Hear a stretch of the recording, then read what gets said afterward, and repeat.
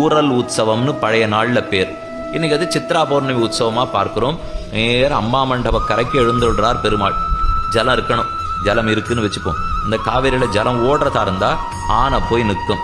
நம்ம விதேசத்து யானை அங்க போய் தயாரா இருக்க, சின்ன முதலை ஆட்டம் பண்ணி கீழே விட, அந்த முதலை ஆணையினுடைய காலை பீடிக்க, பெருமானுடனே தன் சக்கராயுதத்தை பிரயோகிக்க, முதல முடிந்து போக, ஆணையும் ரட்சிக்கப்பட, உம்பரால் அறியலாக ஒளியுளார் ஆணைக்காகி செம்புலால் உண்டு வாழும் முதலமேல் சீறி வந்தார் நம் பரமாயதுண்டே நாய்களோம் சிறியமையோரா என்று தொண்டடிப்புழியாழ்வார் சாதித்தார்.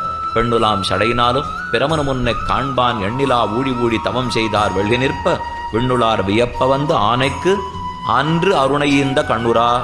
நாம இன்னைக்கு சேவிக்கலாம் சித்ரா பௌர்ணமி அன்னைக்கு. ஆழ்வார் பாட்டு அன்று அருளையீந்தார்.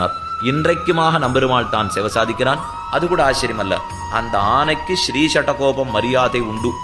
அது காட்டின என்ன பக்திய லவலேசத்தை நாம காட்டினோம். ஒரு ஆனை காட்டினதை நான் சொல்லலை. தொண்டர்புழியாழ்வார் பாட்டே இதுக்கு தான் பிறந்தது. கீழே திருமாலையில பார்த்துருக்கோம். ஒரு யானைக்கு இருந்த பக்தி உம்மிடத்துல உண்டா? ஆழ்வார் இல்லேன்னு விட்டார்.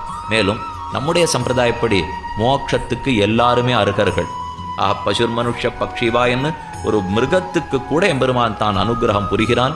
அது சித்ரா பௌர்ணமி அன்னைக்கு அத்புத உற்சவம்.